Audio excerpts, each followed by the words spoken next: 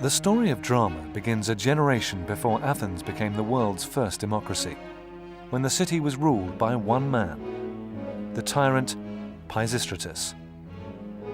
As sole ruler of Athens, he ushered in a new age of prosperity and stability, and discovered new ways for a tyrant to maintain his power.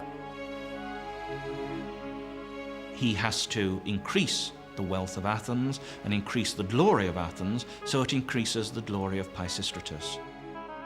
What Pisistratus sought to do was to emphasize Athenian patriotism, especially by the promotion of new festivals, new parades.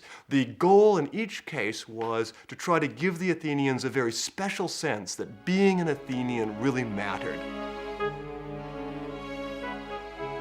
One of the new festivals Pisistratus established was the City Dionysia, a city-wide celebration first held in the Agora, or marketplace, in 334 BC.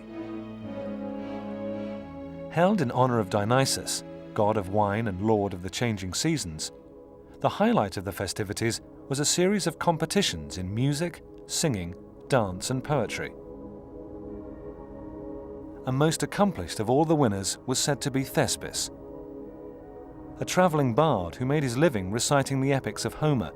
Thespis astounded his audiences by climbing onto the back of a cart and pretending to be the characters whose lines he was speaking. In doing so, Thespis became known as the world's first actor, or thespian, and the city Dionysia became the celebration of a new type of performance called drama.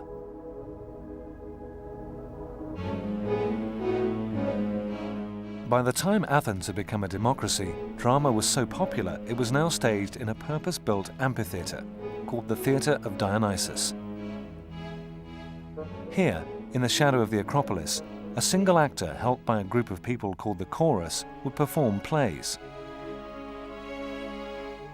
All wore masks to indicate whether they were happy, sad, gods, or heroes. And most important of all the dramatic competitions was the contest for Best Tragedy.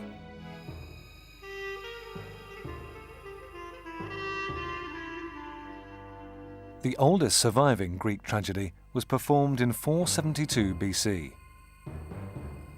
Entitled The Persians, it tells the story of how the Persian king Xerxes was calamitously defeated by the Greeks 8 years before. Like all plays, the production costs were paid for by a wealthy patron, someone who hoped to profit from its success, not in money and wealth, but honor and glory. And sponsoring the Persians was a young aristocrat who would one day become democratic Athens' greatest leader. His name was Pericles. Very early in his career, probably in his 20s, he served as the producer of one of the tragedies. Just to be the producer of one of these plays, you could get political mileage out of that. The author of The Persians, the playwright Aeschylus, would become known as the father of tragedy, and was also responsible for drama's next evolutionary step, the introduction of a second actor. His pupil, Sophocles, would go on to add a third actor, while Euripides, the last of the three great tragic poets, would introduce even greater realism to the performances. What, though, was the appeal of tragedy to the ancient Greeks? I think there are two real reasons why they found it so pleasurable. One was that they were democrats, and it actually gave them some satisfaction to see aristocratic households in Thebes or Troy or Argos coming to sticky ends. But another is a much more sympathetic reason. It's providing a massive vehicle for the release of collective emotional tensions and the exorcism of collective fears.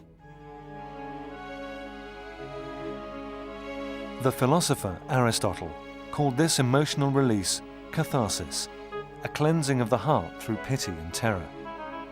And though separated from the ancient Greeks by 2.5 millennia, their drama and the needs it sought to fulfill remain very much with us today. Any culture that's casting itself in a very positive light and sees itself as a civilization in progress needs to think about that dark underbelly of fear and misery, the cost that it's taken to build that civilization.